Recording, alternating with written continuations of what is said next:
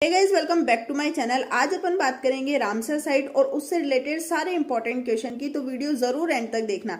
सबसे पहले बात आती है रामसर साइट क्या होती है। रामसर साइट वो होती है जो वेटलैंड एरिया होते हैं। वेटलैंड एरिया का मतलब जो जमीन ऐसे ही पड़ी रहती है उनको रामसर कन्वेंशन के अंडर में लेके इन्वायरमेंट प्रोटेक्शन के बेसिस पे उस पर काम किया जाता है।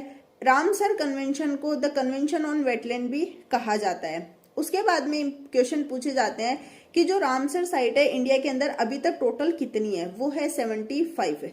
रामसर साइट के लिए बहुत सारी कंट्रीज के बीच में एक इंटरनेशनल ट्रीटी साइन हुई थी। वो कितनी तारीख को हुई थी? वो हुई थी 2 फरवरी 1971, यानी 2 फरवरी 1971 को वो ट्रीटी साइन हुई थी। दूसरा क्वेश्चन पूछा जाता है कि वो ट्रीटी इंप्लीमेंट कब हुई थी, तो वो इंप्लीमेंट हुई थी 21 दिसंबर 1975 को, 21 दिसंबर 1975 को। उसी के साथ में पूछा जाता है कि वो ट्रीटी इंडिया के बीच भी इंडिया के अंदर 1 फरवरी 1982 को साइन हुई थी, 1 फरवरी 1982 को। उसके बाद क्वेश्चन आता है वेटलैंड डे कब सेलिब्रेट किया जाता है, तो हर साल 2 फरवरी को वेटलैंड डे सेलिब्रेट किया जाता है।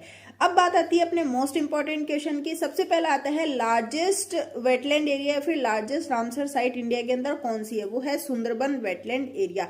कहाँ पे लोकेट करती है? वेस्ट बंगाल के अंदर लोकेट करती है। दूसरा क्वेश्चन आता है फर्स्ट एंड सबसे ओल्डेस्ट रामसर साइट कौन सी है, वो है चिल्का लेक, जो लोकेट करती है उड़ीसा के अंदर। अब बात आती है स्मॉलेस्ट रामसर साइट या फिर स्मॉलेस्ट वेटलैंड एरिया इंडिया के अंदर कौन सा है, वो है रेणुका वेटलैंड एरिया। आप लोग कमेंट सेक्शन में बताओ रेणुका वेटलैंड एरिया कहाँ पे लोकेट करता है। Thanks for watching.